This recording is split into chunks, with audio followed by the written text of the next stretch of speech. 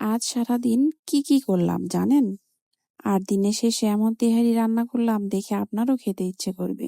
শেষ পর্যন্ত থাকুন। আসসালামু আলাইকুম সবাইকে স্বাগতম। আশা করি সবাই ভালোই আছেন।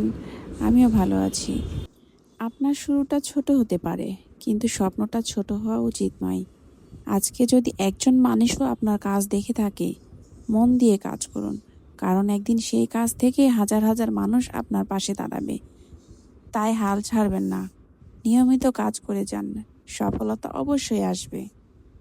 আর জীবনে সব দিন একরকম নয়, কখনো প্রশংসা পাবেন, আবার কখনো মানুষের সমালোচনা শুনবেন। কিন্তু একটা কথা মনে রাখবেন, যে মানুষ থেমে যায় সেই হেরে যায়। তাই নিজের স্বপ্নের জন্য প্রতিদিন একটু একটু করে এগিয়ে যান। একদিন আপনার পরিশ্রম আপনার পরিচয় হয়ে উঠবে। মেয়েরা, সবাইকে ভালো রাখার আগে নিজেকে ভালো রাখুন। নিজের শরীর, মন ও স্বপ্নের প্রতি যত্ন নিন। মনে রাখবেন, নিজের যত্ন নেওয়া স্বার্থপরতা নয়, এটাই আপনার নিজের প্রতি দায়িত্ব।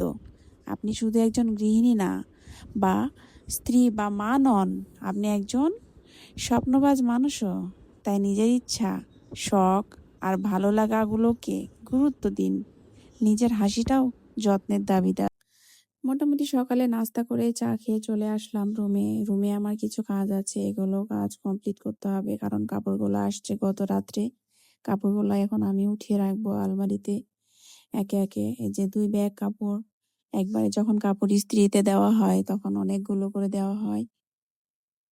এখন কাপড়গুলো রাখার পরে আমি আমার বিছানা চাদরটা দিয়ে দিব, যে বিছানা চাদর চেঞ্জ করে পরে আমি চলে যাব আপনাদের জন্য মজাদার একটা রেসিপি নিয়ে। তেহারি হাতে বানানো মশলা দিয়েই আজকে আমি দেখাবো তেহারিটা।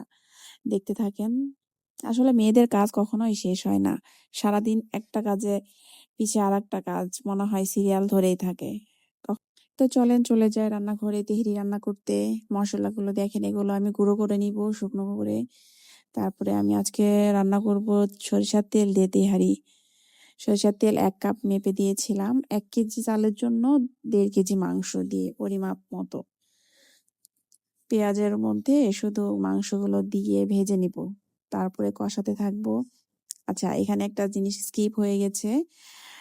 কাঁচামরিচ দিয়েছি, লবণ দিয়েছি, এটা গুঁড়ো মশলা যেটা করে রাখলাম সেটা দিলাম। আর একটা হচ্ছে আদা রসুন বাটাটা আমি ক্লিপ নিতে পারি নাই। আর একটা দিয়েছিলাম হচ্ছে কিশমিশ আর পেস্তা বাদাম, সাথে বেরেস্তা, পেঁয়াজ বেরেস্তা, কিশমিশ আর পেস্তা বাদাম 3টা একসাথে বেটে দিয়েছিলাম।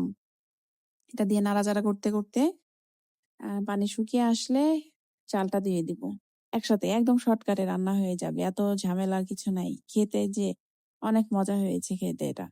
এভাবে আপনারা রান্না করে দেখবেন, অনেক ভালো লাগবে খেতে। আর কাঁচামরিচ দিয়েছি অনেকগুলো, দেখেছেন, এতে চিন্তিত আর কিছু নাই। কাঁচামরিচ এই আমার চাল ডালের সাথে কাঁচামরিচ গুলো একদম পারফেক্ট ছিল। আর সরিষার তেলের যে অথেন্টিক ফ্লেভারটা ছিল, এটার জন্য কাচ্চির টেস্টটা অনেক বেড়ে যায়। তারপরে তো নাড়াচাড়া করে এখানে আমি কাঁচামরিচ দিয়ে দিব, তারপরে দিব ঘি আর কিছু পেঁয়াজ বেরেস্তা দিয়ে আবার দমে রেখে দিব। কিছুক্ষণ দমে থাকলেই হয়ে যাবে তৈরি আমার তিহারি। একদম এটা কালার সাদা আসছিল, একদম সাদা তিহারি যেটা বলে সেটাই হয়েছিল। আচ্ছা, আমার ভিডিওটা যদি ভালো লেগে থাকে লাইক করে সাবস্ক্রাইব করে আমার পাশে থাকবেন। আল্লাহ হাফেজ।